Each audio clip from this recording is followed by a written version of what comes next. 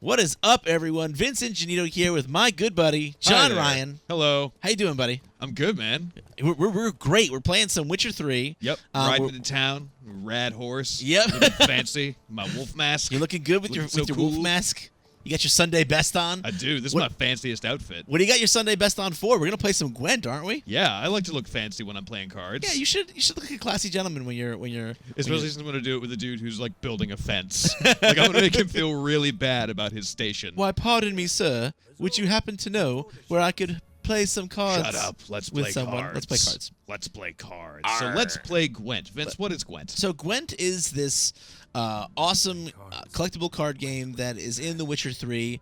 But also in real life.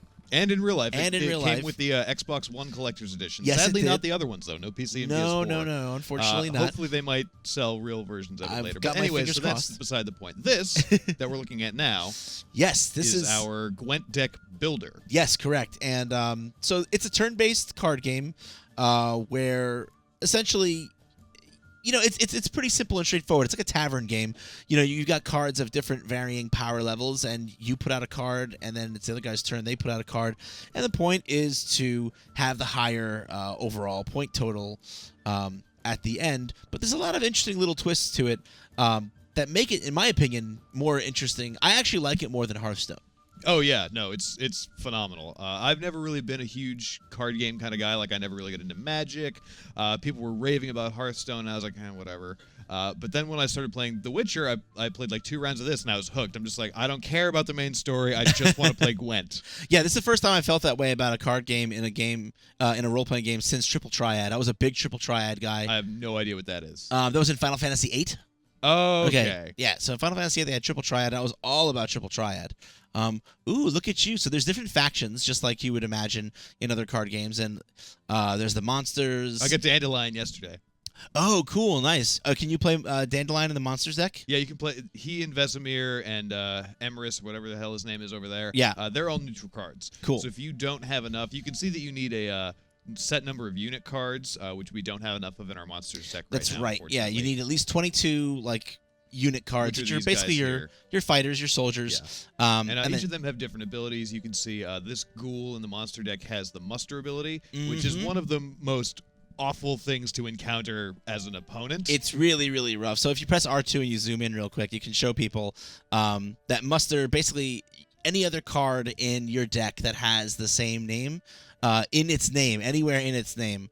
You get to play it immediately. Right, so like, if I've got 6 different kinds of vampire cards, like Vampire Bruxa, Vampire Emerus, Vampire blah, blah, blah, blah, Vampire Dracula, Vampire Count Chocula, like, all of those cards, if I played this one, will suddenly show up and count towards my point total. Yeah, so if you have... madness. Which is crazy, so if you have a lot of cards with... if you build your deck appropriately, a muster deck can be really, really powerful. Well, there was a game I was playing a couple of days ago. I fought a monster player, and they must have had 50 cards in the first row alone. Oh, God. Like their total was like 150, with a commander's horn. It was sure, nuts. But that's not always a surefire defeat, right? Oh, no. And God. we'll get into that. Why don't we get a game started? All right. Which faction are you going to play? The Northern Realms, which is what most of us will be playing with for the better part of the game until you can really get out there and collect all of the cards. Yeah.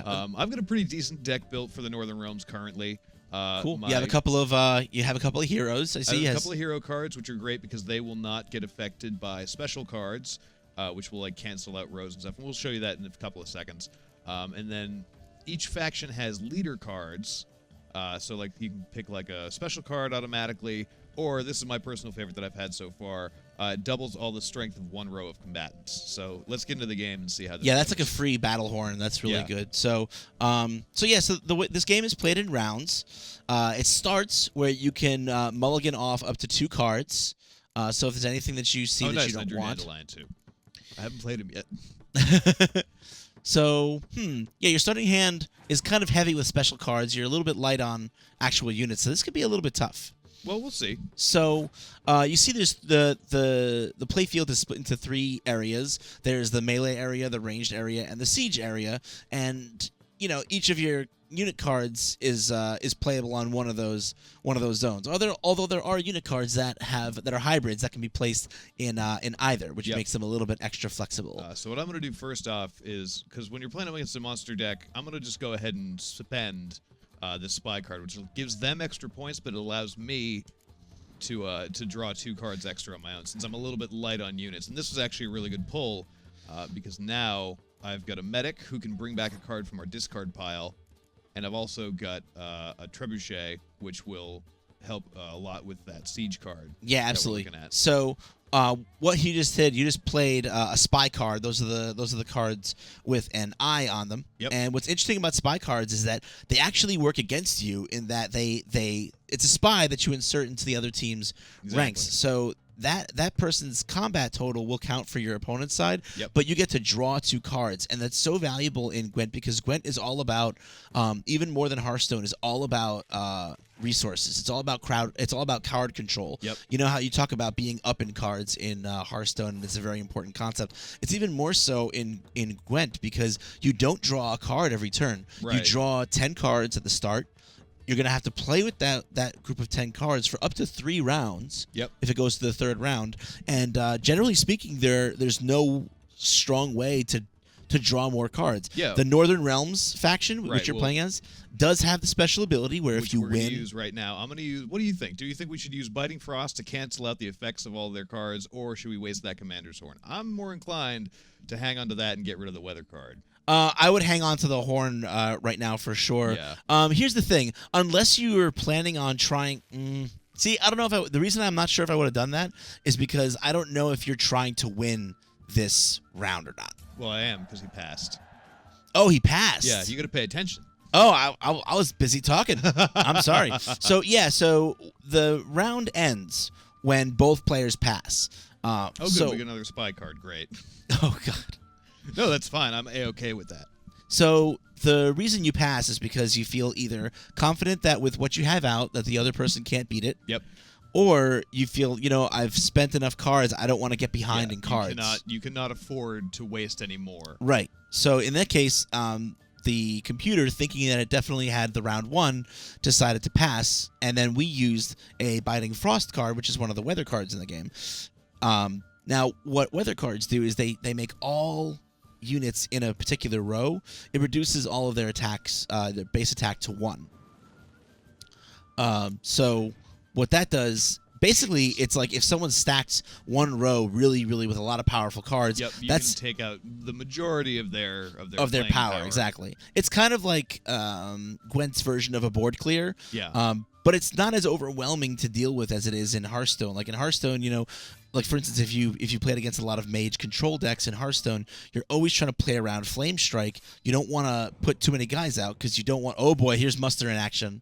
Oh, no, okay, that was not that bad. I was expecting way worse. I was expecting a flood of dudes. Yeah, because it usually is, especially with the Neckers, because Necrophage cards they're so plentiful, it's not even funny. Right, yeah, it's very, there's tons of them. So I'm going to go ahead and use a majority of our close combat cards, because Dandelion here is a close combat card, but if we take a closer look at him, he also comes with a free Commander's Horn.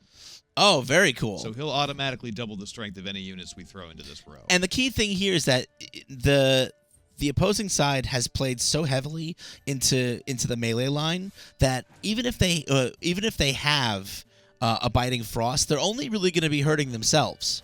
See, like, okay, they just played a Biting Frost, so that's fine. They're hurting themselves at that point. Right. And now we still get to double up our points. Exactly. We can still double our points. So now we're getting twice the value in that row as they are. So they kind of screwed themselves there. Just a little bit. Another interesting card that you have is you have a medic card down there. I do, yeah. Shall we? Yeah. Let's at least show people what it looks like. The medic card, we can replay. Oh, we only played one card last hand. Whoops. That's okay. Well, that's fine. This is actually good because we just have that other Commander's Horn that we want to use as well.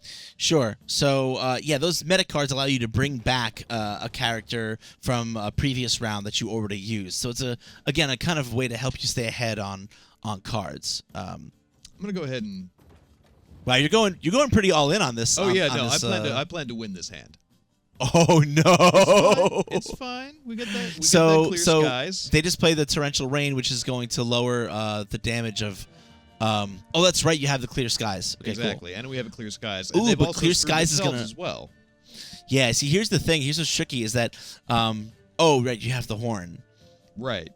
So now Yeah, you've we're horned still in in both. a very good way. Yeah, you're still in a good. Yeah, actually, they only have one card left, so you're Right. actually okay So here. What are they gonna do? Let's see though. Who knows what that last card is? Let's see Pass. if it's. They pass. Oh, they passed. They Okay, don't so get you're nothing. good. You're they in got there. nothing. They know they can't win. I could end it right here and now. I'm not gonna though. I'm just gonna. You're gonna throw gonna that on add there, too, insult to just injury. because. You know what else you could do? You know what you should do? You should decoy. So let's show people what decoy is. All right, Decoy is so an interesting decoy. card. I'm gonna take Dandelion back.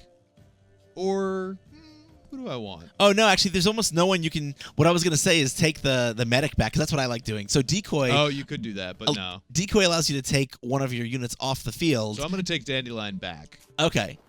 So Just- now there's a decoy in this place. So I lost the 2 points that he had, and all my other characters went down.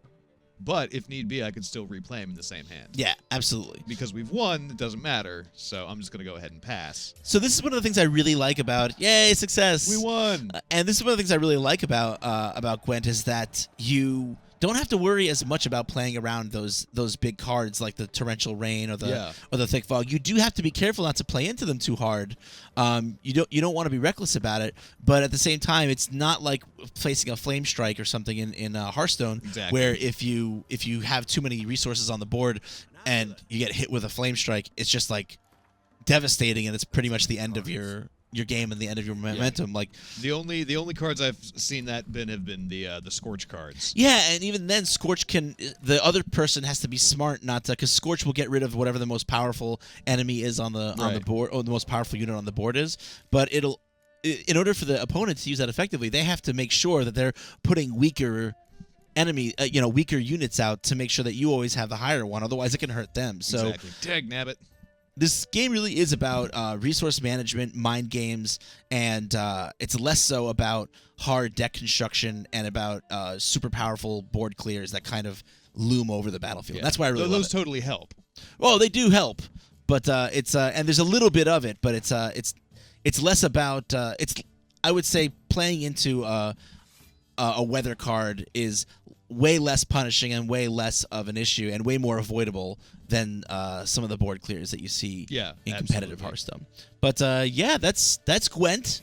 Yeah, it's super cool. It's super cool. It's a lot of fun. If you got the Xbox One Collector's Edition of The Witcher 3, enjoy playing it IRL. Yes, with your which you and friends. I have done. And it's so like good. huge oh, nerds. It's so much fun. But yeah, that's all we got for Gwent in this video. But if you want to see more Gwent cards, more about Gwent, you can head on over to our wiki that John here is helping put together for more information on where to get good Gwent cards and just where to get cool things in Witcher 3 in general. So for all your Witcher 3 needs, you're already in the right place.